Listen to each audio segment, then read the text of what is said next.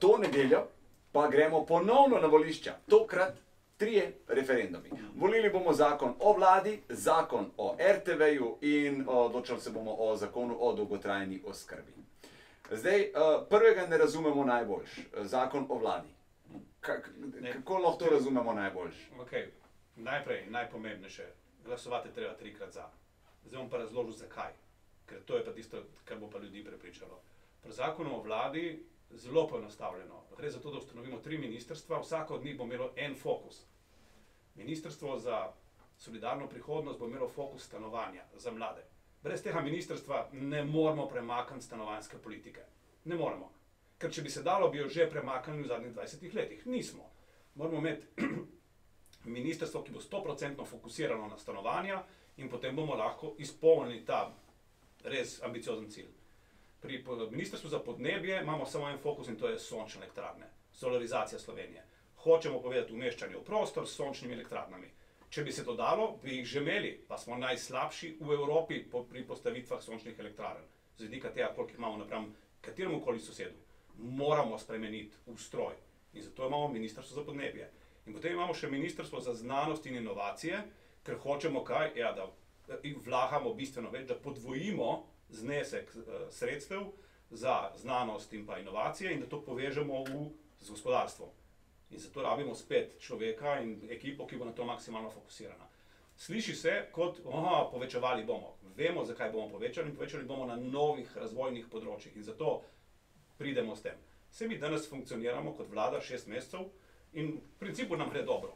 Tudi brez teh 3. Ampak kaj je pa rezultat? Da na teh 3 področjih zaostajamo. Ne uspemo narediti preboja. In to je to. Hočemo narediti preboj na teh 3 področjih, na stanovanjih, na soncu in na inovacijah. Zato je ta zakon tako pomemben. Če zakon ne bi bil potrjen, spravi, če ne bo za zakon, v tem primeru bo ostalo po starem.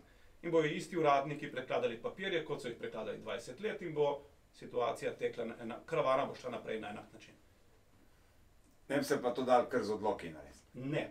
Zaradi tega, to je pa to, ker če nimaš jasno postavljenega ministra, sekretarja in potem tudi direktoratov, enostavno uradniki se držijo stoječe, kako rečem, prakse, da ne rekel zakonom, ampak prakse in praksa nas pelje po inerciji naprej na isti način. Zakon o dolgotrajni oskrbi.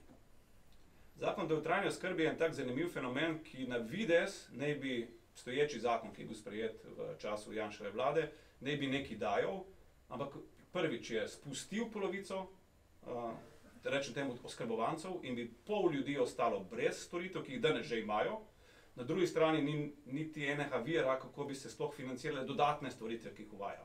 Zato smo mi prišli z novim zakonom, ki pravi, ok, razumemo, kaj je namen, ampak rabimo čas in bomo zamaknili rešitev, da bomo v naslednjem letu pripravili nov zakon, ki bo te 2 pomanjkljivosti odpravil. Spravi, prvič bo poskrbel, da noben ne bo izpuščen, spravi, nobena storitev in noben od obstoječih, ki so danes že v tem, ne bo izpuščeni in drugič, da bomo imeli tudi denar, kako bomo to financirali.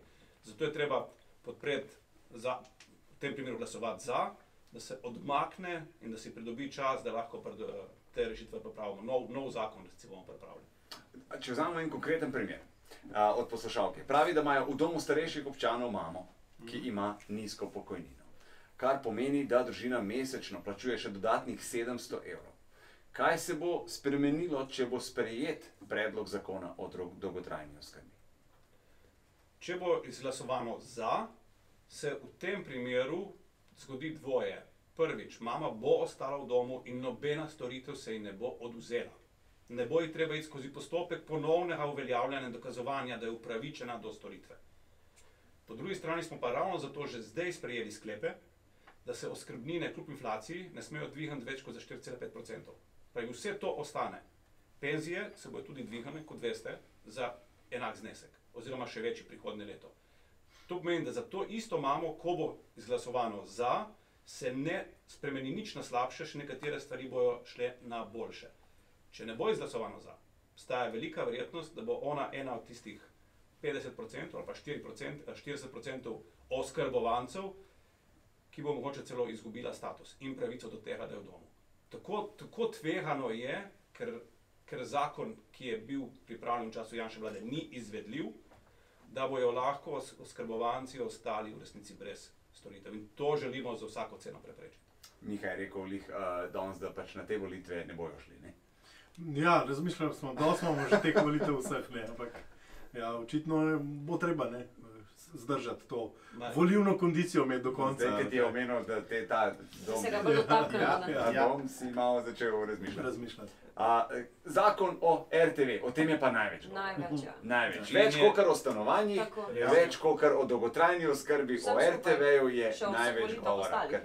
Ja, res je, zato ker je tle najbolj očitno, kaj je interes. Interes je samo to, da se ta demontaža, v bistvu uničenje RTV-ja in preoblikovanje RTV-ja v novo 24 ur dogaja pred našimi očmi, dogaja se vsak dan dobesedno v etru in vsi lahko to spremljamo. Zaradi tega je vsakomur jasno, zakaj se tle v narekovaju borimo. Na eni strani je zakon, ki smo ga pripravili skupaj z civilno družbo, ki pravi, dajmo mi politiko ven iz RTV-ja, tudi našo politiko. Svoboda se je sama odpovedala vplivu v RTV-ju na način, da rečemo, v programski svet bojo imenovani predstavniki civilne družbe, različnih civilnih organizacij, od kulturnikov do nima veze.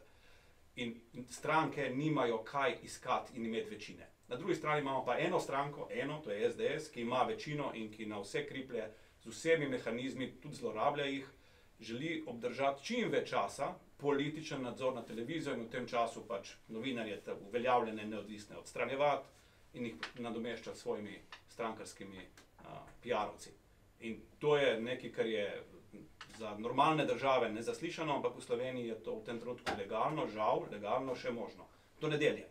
Od nedelje naprej se bojo stvari začele spreminjati. Ne bo čez noč, pač potreben določen čas, še mesec, 2, 3, ampak bomo imeli zakonsko podlago, ki se je ne bo dalo več zlorabiti, zato da bi se nadaljevala ta strankarsko uničenje RTV-ja. Tako da tle je tisti na nek način najbolj logičen, zato ker vsak dan to vidimo.